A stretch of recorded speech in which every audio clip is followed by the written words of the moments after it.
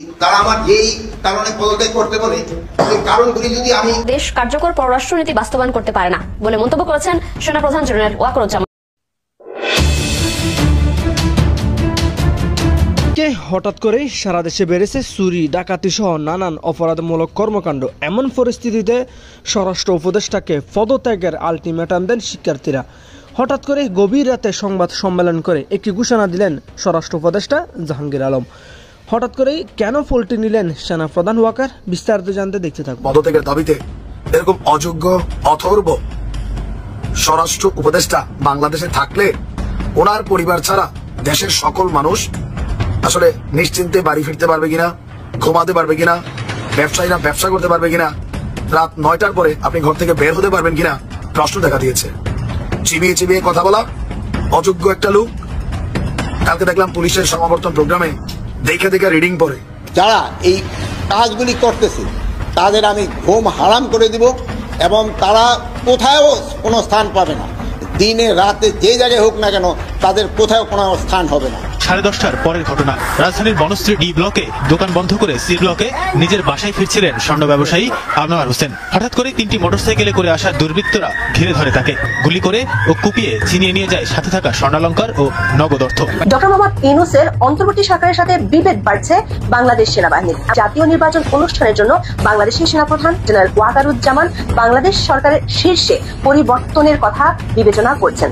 এমনকি প্রয়োজনে জারি করা হতে পারে রাষ্ট্রপতির জরুরি ক্ষমতা। ডক্টর ইউনূস সাহেব কলা গাছে লাগান দাঁড়িয়ে আছে, চুপচাপ দাঁড়িয়ে আছে। দেশে কোনো না পাইতে পুলিশের কাছে গেলে ওনারাই বলে যে আমরা তো ভাই নিজেরাই একটু দুর্বল। তাহলে পুলিশরা যদি কথা বলে। বাংলাদেশের ইতিহাসে নতুন ঘটনা ঘটলো। কোন স্বরাষ্ট্রমন্ত্রী কিংবা স্বরাষ্ট্র উপদেষ্টা রাত 3টার পরে সংবাদ সম্মেলন করলেন, জরুরি সংবাদ সম্মেলন। আসসালামু আলাইকুম রহমতুল্লাহ। সবাই কেমন আছেন? আশা করি সবাই অনেক অনেক ভালো এবং সুস্থ আছেন। সবাইকে স্বাগতম জানাচ্ছি আমাদের আরেক নতুন ভিডিওতে। প্রতিদিনের মতো আমি আবুল সিরাত ফারুকী। কি হচ্ছে দেশে, কি ঘটতে যাচ্ছে দেশে? ইতিমধ্যে আপনারা দেখেছেন যে বর্তমানে হঠাৎ করে সারা দেশে শুরু হয়েছে তুমুল অস্থিরতা এবং সারা দেশে রীতিমতো তোলপাড় সৃষ্টি করেছে। আমরা ইতিমধ্যে ভিডিওর শুরুতে অংশ বিশেষ দেখে বুঝতে পেরেছেন আজকের ভিডিওটা কতটা গুরুত্বপূর্ণ হতে চলেছে। তাই বিষয়টা আর বেশি বিস্তারিত বলবো না, কারণ বিস্তারিত বলতে গেলে ভিডিওটা অনেক লম্বা হয়েছে। আমি সংক্ষেপ করার ক্ষেত্রে আপনাকে মূল আলোচনা নিয়ে যাচ্ছি। তার আগে আপনাকে ছোট্ট একটি অনুরোধ জানাতেছে, যারা আমার ফারুকী অনলাইন ইউটিউব চ্যানেলতে এখনো হচ্ছেন প্লিজ দয়া করে আমার চ্যানেল সাবস্ক্রাইব করে সাথে থাকবেন। আর বেশি কথা না বলে আমরা ভিডিওটা একটু ধারাবাহিকভাবে একটু বিস্তারিত দেখি। আমি এটার সাথে সহমত পোষণ করছি। ছাত্ররা ক্ষিপ্ত হয়ে ঢাকা ইউনিভার্সিটি থেকে যে আওয়াজ তুলেছে স্বরাষ্ট্র উপদেষ্টার পদত্যাগের দাবিতে, এরকম অযোগ্য অথর্ব স্বরাষ্ট্র উপদেষ্টা বাংলাদেশে থাকলে ওনার পরিবার ছাড়া দেশের সকল মানুষ আসলে নিশ্চিন্তে বাড়ি ফিরতে পারবে কিনা, ঘুমাতে পারবে কিনা, ব্যবসায়ীরা ব্যবসা করতে পারবে কিনা, রাত 9টার পরে আপনি ঘর থেকে বের হতে পারবেন কিনা প্রশ্ন দেখা দিয়েছে। চিবিয়ে চিবিয়ে কথা বলা অযোগ্য একটা লোক। কালকে দেখলাম পুলিশের সমাবর্তন প্রোগ্রামে দেখে দেখে রিডিং পড়ে। এরা উপদেষ্টা, এরা সংস্কার করবে। ঠিক মতো কথা বলে মুখ দিয়ে ছেবায় 3বার হ্যাঁ করবো সংস্কার। দেখেন গতকালকে রাজধানীর বনশ্রী এলাকায় প্রকাশ্যে 20 বছরে এমন ঘটনা ঘটে নাই। বাড়ির সামনে একের পর এক গুলি করে একজন ব্যবসায়ীর 120 ভরি স্বর্ণালংকার লুট। এখানে না, মোহাম্মদপুরে আপনার দেখা গেছে যে প্রকাশ্যে রিক্সা থামিয়ে চাঁদাবাজি ছিনতাই। কালকে আমরা যদি দেখি একের পর এক ঘটনা, শঙ্করের সশস্ত্র মহড়া, ডাকাত আতঙ্কে মসজিদে মাইকিং, স্থানীয় পোলাপাই নিজেরা আপনার এলাকার পাহারা দেওয়ার জন্য দায়িত্ব নিচ্ছে। তো এদেশে আমাদের স্বরাষ্ট্র উপদেষ্টা বা আইন শৃঙ্খলা বাহিনীর প্রয়োজনীয়তা কি? আইন শৃঙ্খলা বাহিনীর প্রতি কি হয়েছে? মানুষের ভয় কেটে গেছে। কালকে দেখলাম এক পুলিশ এক লোকের 1000 টাকা মামলা দিছে। সে উল্টা পথে বাইক চালাইছে, পুলিশ অফিসার লিগেল 5 জনে ব্যাটারে ধমকাইয়া থাপড়ানোর মতন অবস্থা। তা আপনি কোথায় কি করবেন? ও যে লাঠি দিয়া বাড়ি দিয়া যে পুলিশ কর্মকর্তা ভাইরাল হয়েছে, ভাই সব জায়গাতে এরকম লাঠির বাড়ি রাস্তা দিয়ে কাজ হলে ভালোই হইতো। আমাদের এই স্বরাষ্ট্র উপদেষ্টা জাহাঙ্গীর নিজের মানে লাইফস্টাইল উন্নত করা ছাড়া, এই যে জুলাই আগস্ট পোলাপাইন মরছে, কয়েকজন ছাত্র উপদেষ্টা আর কিছু পিনাকি দাদার ভাষায় ডাইপার পরা বুড়া, এরা ছাড়া কথাই কইতে পারবে, এনার্জি নেই। সংস্কার করবে এরা? ডক্টর ইউনূসের এই সরকারকে ডুবানোর জন্য এরকম 2-4টি উপদেষ্টা এনাফ। খালি চাপাবাজি মারা, সংস্কার সংস্কার, মানুষ বিরক্ত। আর এই পরিস্থিতিতে আমাদের ছাত্র উপদেষ্টারাও নিজেদের রাজনৈতিক দল নিয়ে ব্যস্ত, কমিটি নিয়ে ব্যস্ত, এরা প্রটোকল পাচ্ছে, এরা সকল ধরনের সুযোগ সুবিধা, চপ্পল পরে রাস্তায় ঘুরতো, এরা এখন মানে নামি দামি ব্র্যান্ডের গাড়িতে ঘুরে। আসলে দেশের মানুষ কি পাচ্ছে রাইট নাও? আছে কার উদ্যোগে নিয়ে? ডক্টর ইউনূস সাহেব ভালো মানুষ, এত ভালো হইলে আবার দেশ চালানো যায় না। একটা রাজাকে চালাইতে গেলে তার সীমান্ত মানে তার যে সৈন্যবাহিনী এটাকে অ্যাক্টিভ থাকতে হয়, সেনাপতি অ্যাক্টিভ থাকতে হয়। এই মুহূর্তে আমাদের যে স্বরাষ্ট্র সেনাপতি অথর্ব একজন লোক, মানে 7 কপালের ভাগ্যে এরকম পদ পদবি পাইছে, সেলুট টেলুট গণহারে পাচ্ছে। দেশের মানুষ আতঙ্কে দিন কাটাচ্ছে, ঘরের বাইরে যাওয়া বন্ধ, রাস্তার মধ্যে ছিনতাই, ধর্ষণ, গাড়ির মধ্যে ধরিয়া ধরিয়া। ভাই হচ্ছেটা কি আসলে? স্বরাষ্ট্র উপদেষ্টার আগামী 24 ঘন্টার মধ্যে পদত্যাগ করা উচিত। করবে না, করবে না, কারণ কি? গন্ডারের চামড়া, চেয়ারে বসছে তো মানে মজা নিচ্ছে। তো রাজনীতিবিদদের দোষ আপনি কি দিবেন? কিসের পদত্যাগ করবে? এরা তো সংস্কার করতে আসছে, এরা করে পদত্যাগ? একজনকে দেখছেন দায়ভার নিয়ে পদত্যাগ করতে? কি বলবো ভাই, আসলে মানুষ কি বলা শুরু করতেছে, আগেই ভালো ছিলাম, ব্যাংক লুট হয়েছে ভাই, আমার তো জীবন যায় নাই, আমার মেয়ে তো ধর্ষণ হয় নাই, আমি তো রাস্তায় ছিনতাইয়ের শিকার হই নাই। এই কথাগুলো উঠছে কেন? উঠছে এই অথর্ব স্বরাষ্ট্র উপদেষ্টার কারণে। সরকার চালাইতে না পারলে ইউনূসের উচিত আপনি আপনার সরকার ভেঙে নির্বাচন দেন, রাজনৈতিক সরকার আসুক, তারা না পারলে জনগণ তাদেরকে 5ই আগস্টের মতন প্রত্যাখ্যান করবে। যে আম চিপতে পারেন এটা ধৈর্য বসা দরকার নাই। স্বরাষ্ট্র উপদেষ্টার কথা বলছিলাম। বাংলাদেশের ইতিহাসে এরকম ঘটনা আমরা দেখিনি। বাংলাদেশের ইতিহাসে গভীর রাতে অনেক ঘটনা ঘটেছে। আমরা গুলশান হোটেলে, গুলশানের একটা হোটেলে যে ডাকাতরা ঢুকেছিল, অর্থাৎ সন্ত্রাসী জঙ্গিরা ঢুকেছিল, সেই কাণ্ড আমরা দেখেছি। মতিঝিলে আমরা শাপলা চত্বরের ঘটনা গভীর রাত পর্যন্ত দেখেছি। কিন্তু স্বরাষ্ট্র উপদেষ্টা কিংবা স্বরাষ্ট্র মন্ত্রী কখনো রাত 3টার পরে সংবাদ সম্মেলন করেছেন, এরকমটা বোধ হয় কখনো ঘটেনি। দেশে একেবারে জরুরি অবস্থা যদি তৈরি না হয় তাহলে এরকম ঘটনা ঘটার কথাও নয়। কি এমন জরুরি পরিস্থিতি তৈরি হলো যে স্বরাষ্ট্র উপদেষ্টাকে রাত 3টার পরে তিনি রাত 3টা 5 মিনিটে সাংবাদিকদের সঙ্গে কথা বললেন, নিজের ঢাক অনেকটা নিজে পেটালেন, তিনি নিজেকে সফল দাবি করলেন, বললেন আইন শৃঙ্খলা পরিস্থিতি কিরকম ছিল আপনারা জানেন, সেখান থেকে আমি অনেক কন্ট্রোল করে এনেছি। মূলত তার সংবাদ সম্মেলন করার কারণটা হচ্ছে আজকে সারা দিনে রাতে, আজকে মানে গতকালকে সারা দিনে রাতে যে ঘটনাগুলো ঘটেছে, প্রায় 10টিরও বেশি ছিনতাই ডাকাতির ঘটনা ঘটেছে। ব্যবসায়ীকে প্রায় 4টির বেশি গুলি করে 10-12 রাউন্ড গুলি ফুটিয়ে ছিনতাইয়ের ঘটনা ঘটেছে, ডাকাতির ঘটনা আমরা দেখেছি। সেগুলোর ফুটেজ চলে এসেছে সামাজিক যোগাযোগ মাধ্যম ইউটিউব, ফেসবুক স্ক্রল করলে শুধুমাত্র এই ধরনের রোমহর্ষক ঘটনা, তথ্য, ছবি ছাড়া আর কিছুই চোখের সামনে আসছে না। এরকম পরিস্থিতিতে আইন শৃঙ্খলা পরিস্থিতি পুরোপুরি ভেঙে পড়েছে, স্বরাষ্ট্র উপদেষ্টা পুরোপুরি ব্যর্থ। রাতে আমরা ঢাকা বিশ্ববিদ্যালয়ে স্বরাষ্ট্র উপদেষ্টার পদত্যাগ চেয়ে ছাত্রদের মিছিল করতে দেখেছি এবং ছাত্ররা আলটিমেটাম দিয়েছে আজকে দুপুর 12টার মধ্যে স্বরাষ্ট্র উপদেষ্টাকে পদত্যাগ করতে হবে। সেই প্রশ্নও তাকে করা হয়েছিল যে আপনার এই ব্যাপারে বক্তব্য কি, আপনার যে পদত্যাগ চাওয়া হচ্ছে। তিনি বলেছেন যে পদত্যাগ যে কারণে চাচ্ছে সেই পরিস্থিতিটা উন্নত হলেই তো আর তাদের পদত্যাগ চাওয়ার কোনো কারণ নেই।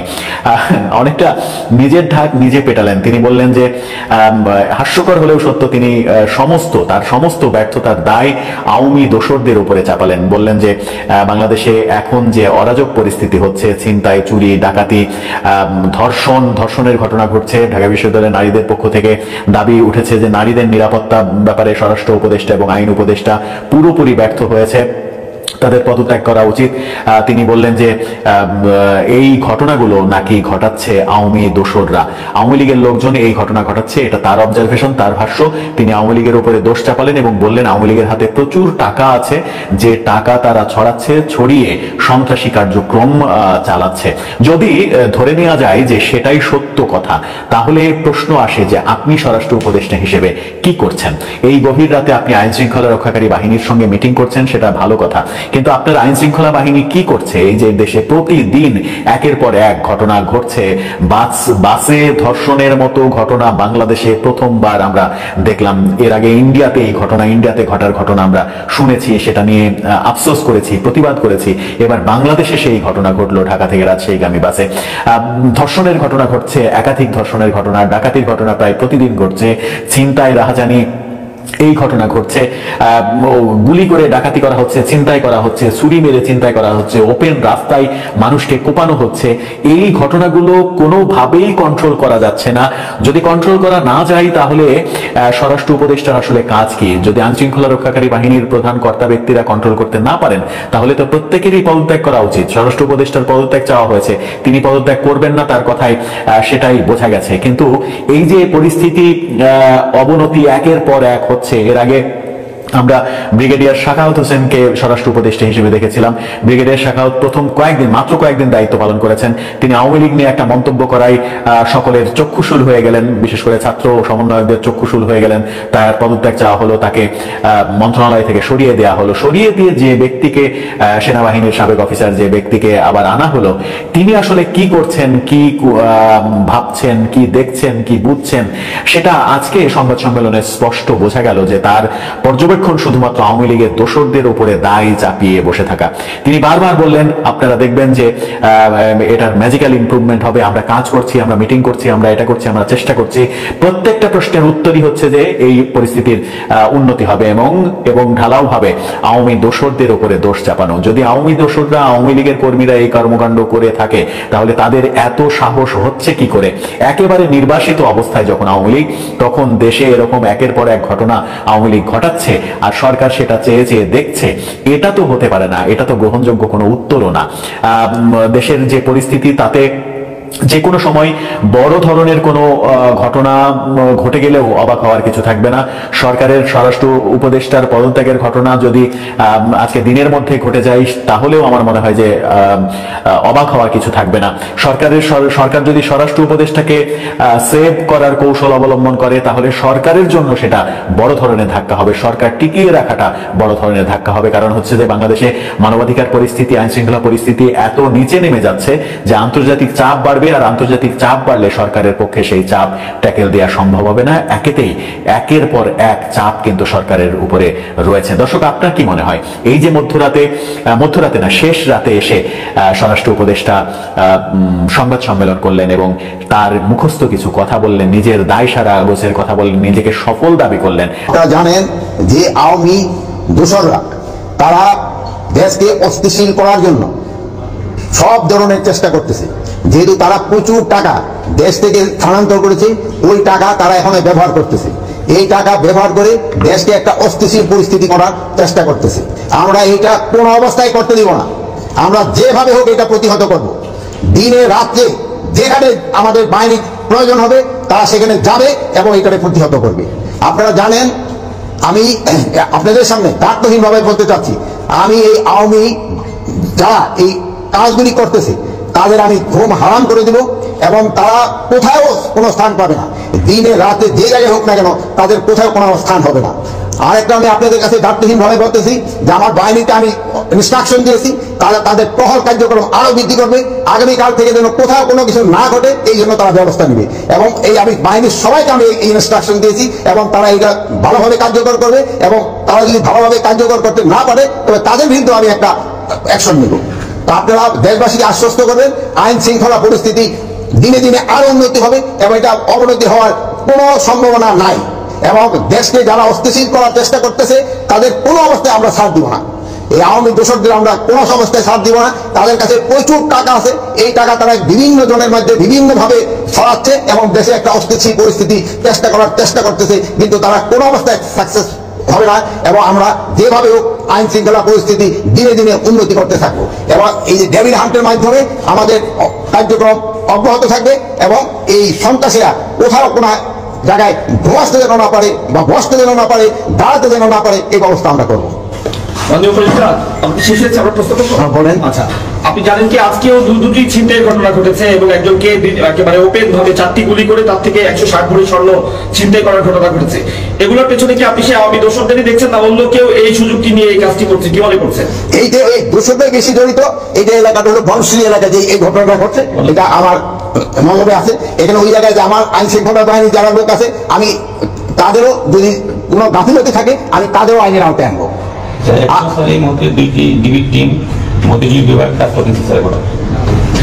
আপনার পদত্যাগ দাবি করা হয়েছে কিছু সময় আগে।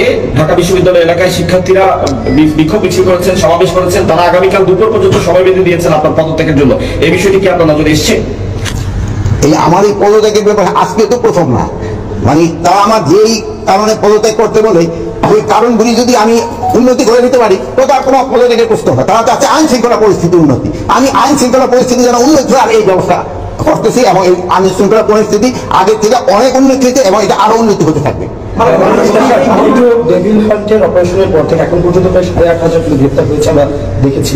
তারপরে আপনাদের একজন উত্তরণ কর্মকর্তা কিন্তু বলেছে চাঁদাবাজি কমে গিয়েছে কিন্তু ছিনতাই চুরি বাড়ছে, যেটা প্রতিনিয়ত আমরা রাতে দেখি।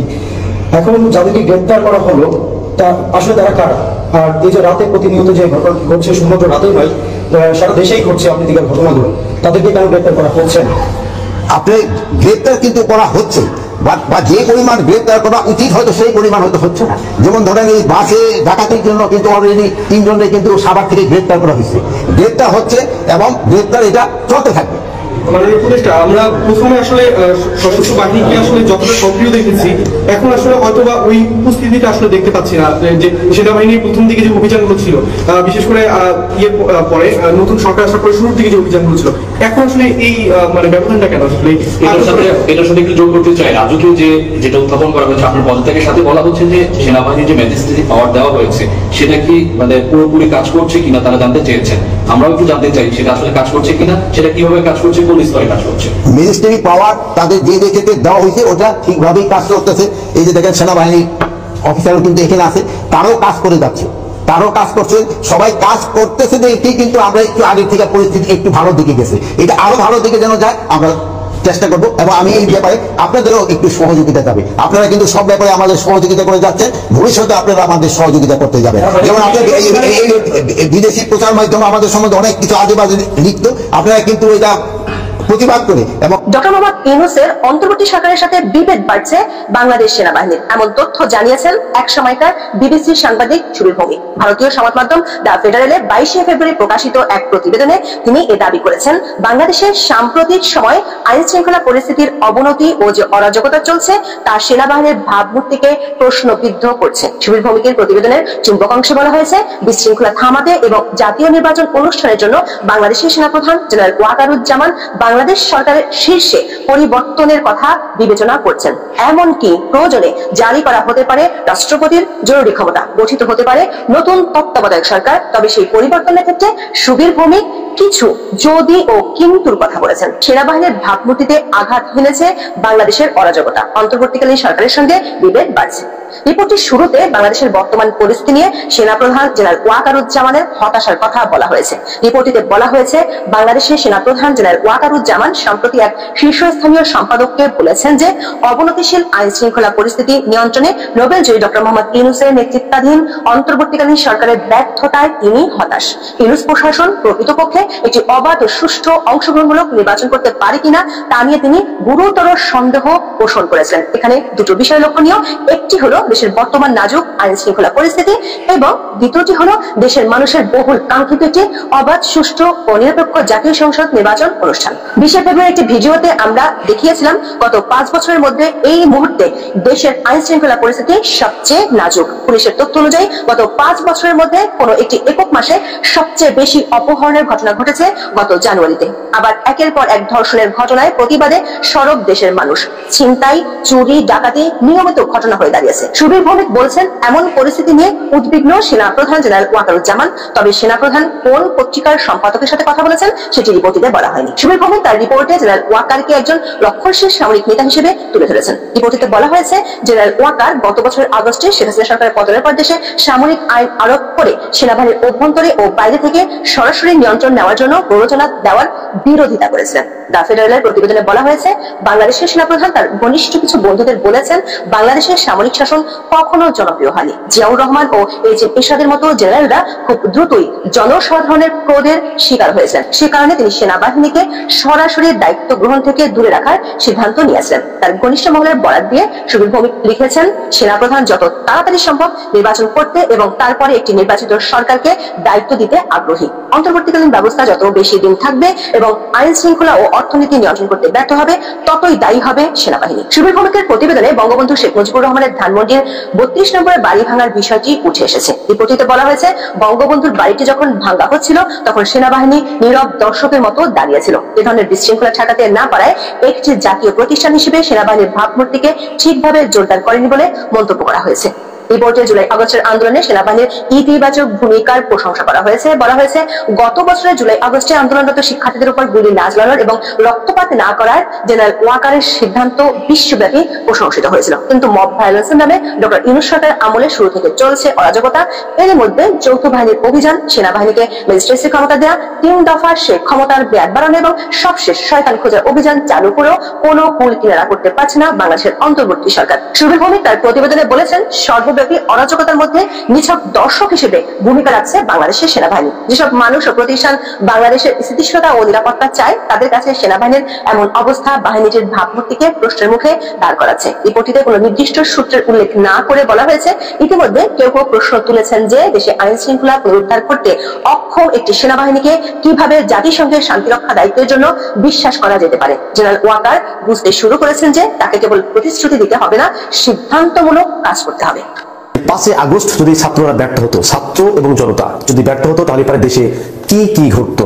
5 আগস্ট যদি ব্যর্থ হতো, তাহলে 1 নম্বরে যে কাজটা ঘটতো সেটা হচ্ছে, যারা মাঠে নেমেছিল সেই সমস্ত ছাত্র এবং জনতা এদেরকে টার্গেট করে রাখা হতো বা চিহ্নিত করে রাখা হতো।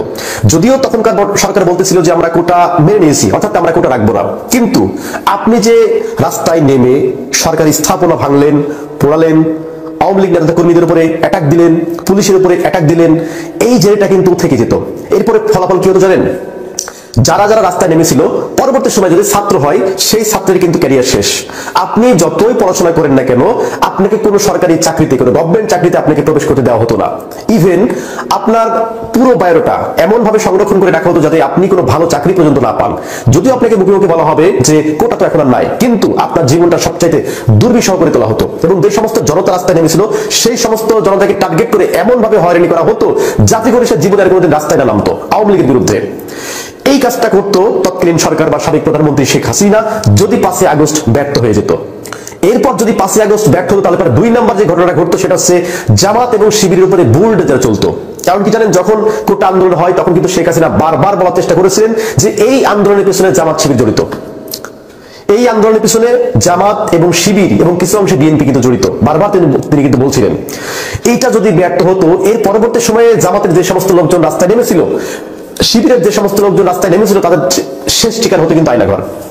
এর কারণ মির্জা ফখরুল ইসলাম আলমগীর, তিনি অত্যন্ত খুব চালাক মানুষ, তিনি কিন্তু ওই আন্দোলনের সময় তিনি স্টেটমেন্ট দিয়েছিলেন যে এই আন্দোলনের সাথে বিএনপি জড়িত নয়। তার মানে কি, জামাত কিন্তু স্টেটমেন্ট দেয়নি। সুতরাং বিএনপি যেহেতু তাদের দলীয় অবস্থান থেকে পরিষ্কার করেছে যে এই আন্দোলনের সাথে বিএনপি জড়িত নয়, জামাত কিন্তু এরকম স্টেটমেন্ট দেয়নি। তো সুতরাং এই আন্দোলনে সর্বাত্মকভাবে সহযোগিতা করেছে জামাত। সুতরাং জামাতকে অ্যারেস্ট করে তাদেরকে এমন ভাবে রিমান্ডে নাও যাতে করে রাস্তায় বাপের জন্য আর কোনোদিন রাস্তায় নামতে না পারে। এইটা করা হতো। মানে জামাতের ভাগ্যে যে কি লেখা ছিল একমাত্র আল্লাহ ছাড়া আর কিন্তু কেউ বলতে পারতো না, যদি 5 আগস্ট ব্যর্থ হতো। এরপরে 5 আগস্ট যদি ব্যর্থ হতো, 3 নম্বর যে কাজটা করা হতো, অসংখ্য কন্টেন্ট ক্রিয়েটর, ইউটিউবার, এদের ক্যারিয়ারটাকে শেষ করে ফেলা হতো। যেমন তৌহিদ আফ্রিদি, এরপরে আছে সুলাইমান সুখন, এরা কিন্তু সেই সময়ও ছাত্রদের বিপক্ষে কাজ করেছিল এবং ছাত্রদের পক্ষে কাজ করেছিল অসংখ্য ইউটিউবার, অসংখ্য কন্টেন্ট ক্রিয়েটর। আমরা সালমান মুক্তাদির থেকে শুরু করে অনেক বড় বড় ইউটিউবার কিন্তু এই তখন ছাত্রদের পক্ষে কাজ করেছিল। কোন ক্রমে যদি সেই সময় আওয়ামী লীগ গভর্নমেন্ট ফল না করতো এবং তারা যদি টিকে যেত, তাহলে পরে সালমান মুক্তাদি থেকে শুরু করে অসংখ্য যে কন্টেন্ট ক্রিয়েটার যারা আওয়ামী লীগের বিপক্ষে ছিল, ছাত্রদের পক্ষে ছিল, তাদেরকে সাইবার একটা মামলা দেওয়া হতো। এমন মামলা দেওয়া হতো ওরা জেল থেকে আর কিন্তু বের হতে পারতো না, এবং দুনিয়াটাতে কত কঠিন এটা ওদেরকে বুঝিয়ে দেওয়া হতো। কিন্তু তাদের কপাল ভালো যে 5 আগস্টে তারা সফল হয়েছিল, যার ফলে শেখ হাসিনা 5 আগস্টে পালিয়ে যেতে কিন্তু বাধ্য হয়। এরপরে 5 আগস্ট যদি ব্যর্থ হতো, 4 নম্বর যে ঘটনাটা ঘটতো, যে এই যে ঢাকার রাজপথে ছাত্র এবং জনতা যারা নেমেছিল, এদের কিন্তু ঢাকার স্থানীয় অনেক মানুষ কিন্তু সাহায্য করেছে। খুঁজে খুঁজে বের করা হতো সেই সমস্ত সাহায্যকারী কারা, কারা ছাত্রদেরকে পানি খাইয়েছে, কারা ছাত্রদেরকে খাবার দিয়েছে, কারা তাদের জন্য ওয়াইফাই উন্মুক্ত করে দিয়েছে, কারা সর্বাত্মকভাবে তাদেরকে সহযোগিতা করেছে, কারা তাদেরকে হসপিটালে নিয়ে গেছে, কোন ডাক্তার তাদেরকে চিকিৎসা দিয়েছে। এই যে জড়িত ছাত্রদের সাহায্যকারী হিসেবে যারা জড়িত ছিল, তাদের ক্যারিয়ারটা ফেলতো হুমকির মুখে। সামাজিকভাবে তাদের যে কি চাপে রাখতো, মানে তারা ভুল করে আর কোনোদিন সরকারের বিরুদ্ধে কোনো কাজ করতো না। তাদের এতটাই অমানবিক, পৈশাচিক ভাবে তাদেরকে জবাব দেওয়া হতো। কিন্তু তাদের কপাল ভালো যে 5 আগস্টে তারা কিন্তু স্বাধীন হয়ে গেছে। এরপরে 5 আগস্ট যদি ব্যর্থ হতো, তাহলে সর্বশেষ 5 নম্বর যে ঘটনাটা ঘটতো সেটা হচ্ছে 5 আগস্টের আগে আমরা দেখেছি প্রায় 800 জন ছাত্র এবং জনতা জীবন দিয়েছে, এবং তখনও হাজার হাজার মানুষ কিন্তু আহত হয়েছে, পঙ্গুত্ব বরণ করেছে। কারো হাত নাই, কারো পা নাই, কারো চোখ নাই, কেউ বিছানায় শুয়ে শুয়ে কাতরাইতেছে।